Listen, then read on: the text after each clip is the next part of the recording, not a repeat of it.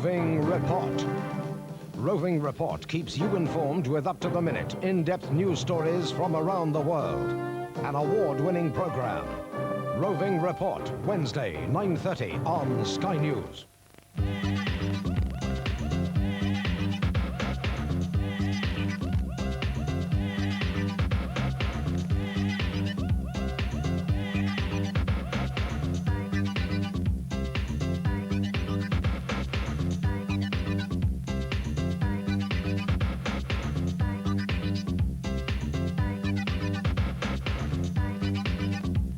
It's more fun on Sky One.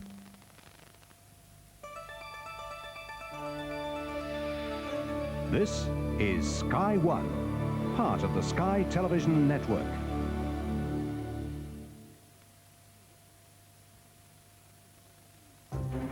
Thrown out, the urban guerrillas who could keep English clubs out of Europe.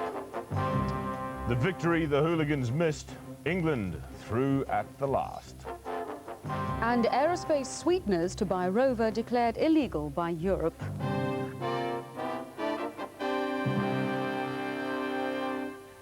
Good evening to you. It's 11 o'clock. You're watching Sky World News Tonight. I'm Scott Chisholm. And I'm Alison Holloway. Nearly 250 English soccer fans have arrived at Gatwick Airport this evening, deported from Italy after the worst violence of the World Cup so far. Tonight, however, there have been new reports of trouble, this time at the game between England and Belgium at Bologna. Riot police moved in to restore order after English fans charged Belgian supporters at the match just before extra time when England clinched a last-minute goal, winning 1-0. Last night's violence at Rimini was described by a local newspaper as an urban guerrilla warfare. The trouble looks increasingly likely to keep English clubs out of Europe for at least another year. A leading European soccer official said this turns the clock back. The hooligans had intended to travel on to Bologna to watch tonight's England match. Last night's trouble erupted after Italy's win over Uruguay. Hundreds of local youths took to the streets. And within moments, violence flared outside the Rose and Crown pub. Hundreds of police were on the scene almost immediately. At least one tear gas canister was fired into the pub. As English youths tried to escape, there were a series of running battles in surrounding streets. The police met violence with violence, using a variety of weapons to help round up both English and Italian youths. 20 people were injured, including 6 English youths, but police say no one was seriously hurt. The inquiries into the cause of the trouble continue. English fans claim they were provoked. Italians say they were attacked with bottles. What is without doubt is that English youths again acted as a catalyst for violence. Hundreds were held in a small square for up to 2 hours as the police tried to calm the situation. This morning, the authorities in Rimini ordered 246 English youths to be deported. The mass deportation is likely to lead to a row. The fans will miss England's game against Belgium, but they're being sent home without charge, and that means they can't be prosecuted under the Football Spectators Bill, so they'll be free to travel to England games abroad in the future. Well, Trevor Harris will bring you the full story about tonight's on-the-field antics later in this bulletin. And fans involved in the Chisholm riots, which led to English clubs being banned from European competition, have been told their prison sentences are being extended. 11 of the 14 Liverpool fans convicted on manslaughter charges have expected a court in Brussels to reduce their sentences. Originally, they were sentenced to 3 years in prison, 18 months suspended. Now, some sentences have been increased to 4 years, and 4 fans have been given 5-year sentences. The Belgians want to extradite them from Britain. Their lawyers say they will fight.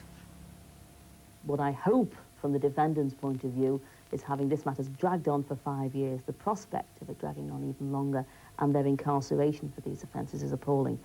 And I certainly vehemently hope on behalf of those defendants I represent that the request, if it's made for extradition, will be refused. British Aerospace will be told tomorrow it must hand back £44 million of so-called government sweeteners used to help to buy the Rover company. The European Commission will announce that the subsidies are illegal and constitute a breach of EC rules on fair trading. The sweeteners came to light only after Brussels approved the deal 2 years ago. British Aerospace paid £150 million for Rover. The then Trade Secretary Lord Young defended the deal and the subsidies involved. and told critics in and out of Parliament that it was in the best interest of all concerned. Mrs Thatcher is convinced the IRA's bomb attack on the Carlton Club was linked to her visit to the EC summit in Dublin. She said today, it was not a coincidence. I think the terrorists chose the club for that day. She described the attack as brutal, inhuman and depraved.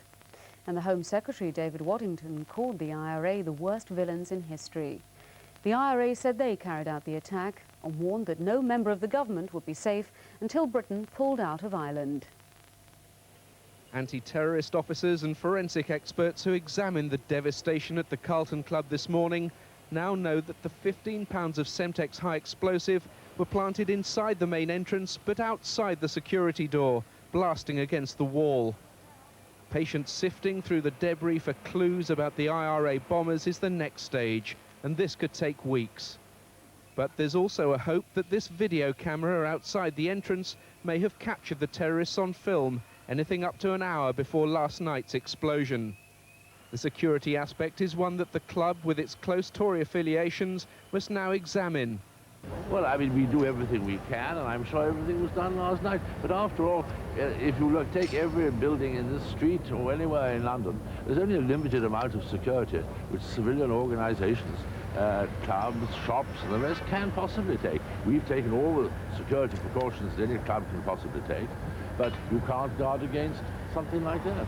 The anti-terrorist squad agrees that determined bombers can always cause problems. This is a private establishment, frequented by individuals, of course, who are concerned with government and probably Northern Irish affairs. There was a security door. It's a fairly simple matter, regrettably, to place a device like that from the street and walk away. It takes a matter of seconds. And you could apply that maximum to every building in London if you wanted to do so. It's a simple thing to do and very hard to prevent. Later, Mrs Thatcher joined George Churchill Coleman for an on-the-spot briefing about the bomb. The Prime Minister didn't mince her words at a press conference held afterwards. It is brutal, inhuman, depraved. They are trying to overturn democracy. In Northern Ireland, everyone has a vote. Everyone is equal. They voted to stay with the United Kingdom. These terrorists don't like the decision of democracy, and they try to bomb people out of it. Commander Churchill Coleman knows he has a lot on his plate. The IRA active service units over here are in full cry, and his intelligence network is yet to catch them. Howard Foster, Sky News. All 4 IRA suspects arrested near the Dutch-Belgian border are to be charged in connection with the murders of 2 Australian tourists in Roermond. Tests have revealed a rifle and a revolver found at Turnhout in Belgium were used in the Roermond murders and were also used in the killings of an RAF corporal and his 6-month-old baby in West Germany last year. Dutch police say they'll seek the extradition of IRA suspect Donna Maguire, who's being held by the Belgians. Ballistics tests on the Kalashnikov assault rifle and 2 handguns recovered in woods at Merle on the Belgium-Holland border have given police their best leads yet. Tests have positively linked the Kalashnikov and a revolver with the murders of 2 Australian tourists in the Dutch town of Roermond. German police confirmed the rifle was also used in the killing of a British officer and his 6-month-old baby last October in Wildenrath and with an attempted murder at Munster. Tomorrow, 26-year-old Gerard Hart and an unidentified second man, whose false passport names him as Thornton, will be charged with murder and/or conspiracy to murder. It's expected the Dutch Justice Ministry will also apply for the extradition of Donna Maguire, who's being held in custody in Belgium. The last man to be captured, Paul Hughes, already faces a murder charge in Holland after his fingerprints were found on one of the getaway cars used in the Roermond murder. Jim Gibbons, Sky News. The father of a missing 4-year-old girl has tonight admitted he has her. Lindsay Rain was snatched from her mother near their home in London on Sunday evening. Police said at the time they thought it was highly likely the father was involved in her abduction. Stuart Rain telephoned his ex-wife to say he intended to leave Britain with their child. Lindsay's mother, Jill Rain, said at the time of the kidnapping that her ex-husband would spend every penny he had to get their daughter. Police said it was highly likely he was involved, but they had no concrete evidence. Now they have all the proof they need. It was Mr. Rain who masterminded his daughter's abduction 2 days ago, and police believe professional child snatchers were used. Mrs. Rain and Lindsay were climbing out of a car near their home in Battersea in South London when 2 men pounced. The mother had a chemical squirted in her face by one man. The other ran off down the road with Lindsay to an accomplice in a waiting car. Mrs. Rain thought she heard one of them speak with a French accent. Her former husband, who's an American, now lives in France. Now Mr. Rain is threatening to take his daughter out of the country. Police have been keeping a close watch on air and ferry ports since the kidnapping. Mrs. Rain said Lindsay and her father spoke often on the phone. Their relationship was good and she had no reason to believe he would harm the child. And an 18-month-old baby is on a life support machine in hospital tonight after she lay helpless for days beside the body of her father in their high-rise flat. Angela Fife, the child who